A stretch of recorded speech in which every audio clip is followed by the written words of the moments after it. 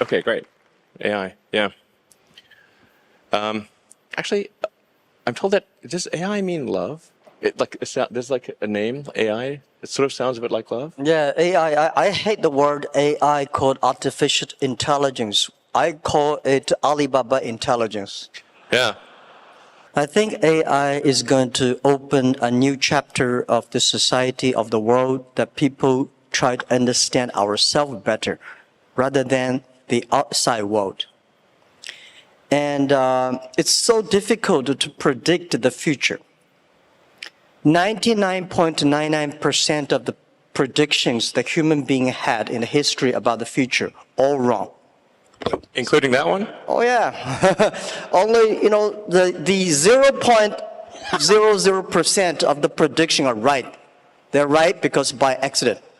Yeah, but it's also true that 80% of statistics are false. Yeah. So my meaning is Cold that, room, come on guys, that was a joke.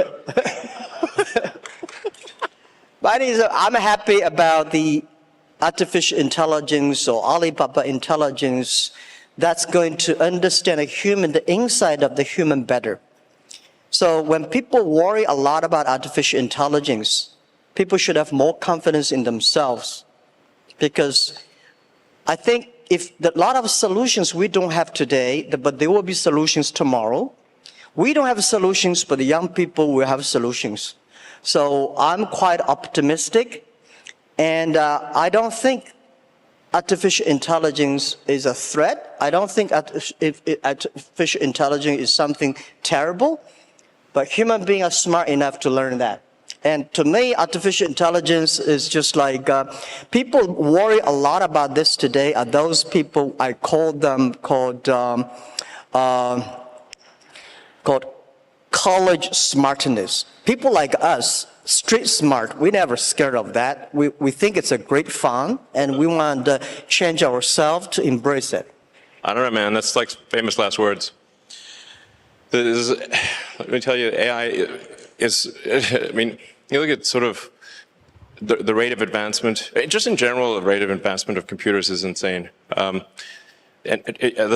like a good example would be video games.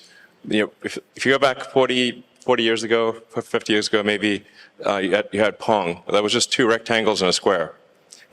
Now you've got photorealistic real-time simulations with millions of people playing simultaneously.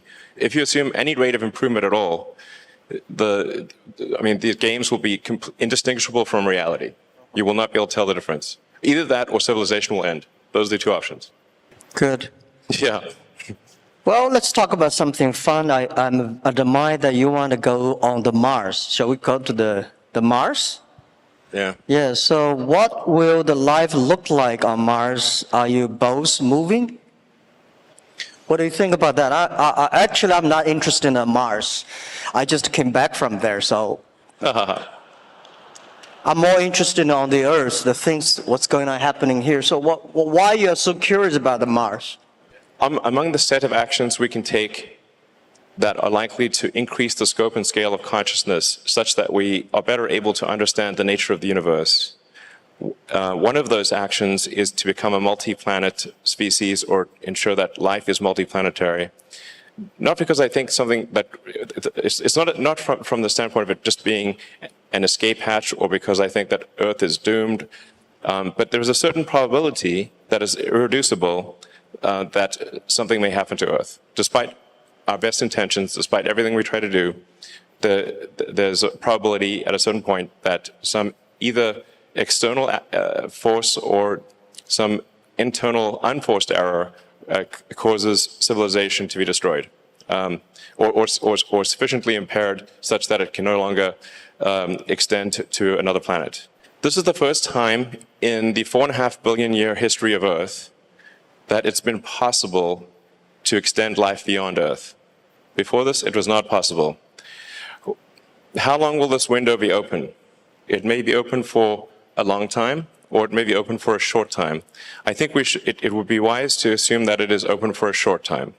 And then let us secure the future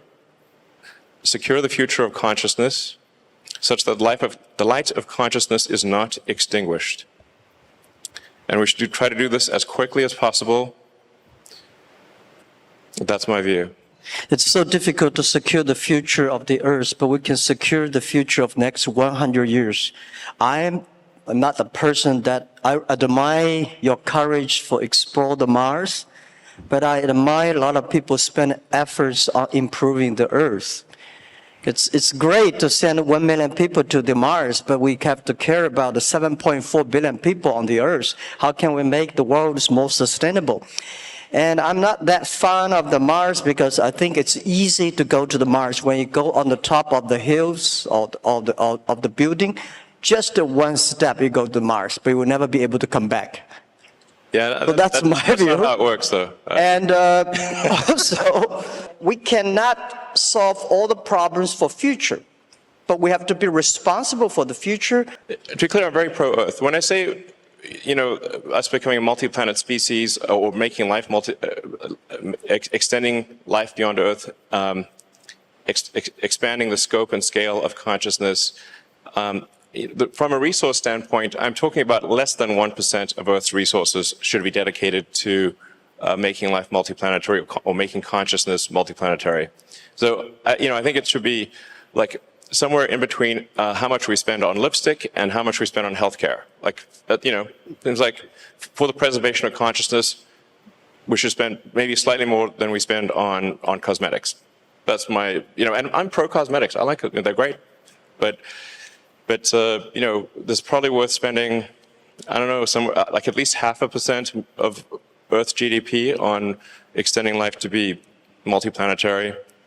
Maybe 1%, I'd say, seems like a good use of resources. But then you have like 2 orders of magnitude more resources spent on Earth. So it's not like it's, somehow going to fundamentally impair Earth. If like I said, just 1% of Earth resources on that order should be enough to make life multiplanetary. It seems like a wise investment for the future.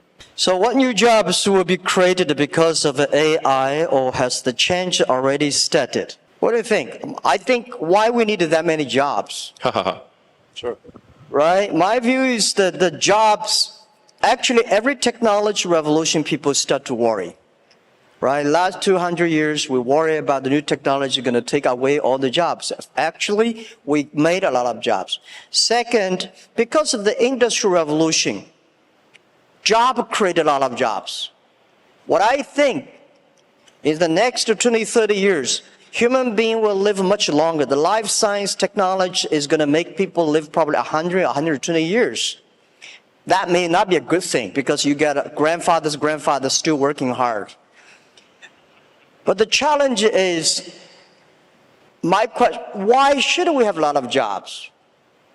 I think people should work 3 days a week, 4 hours a day.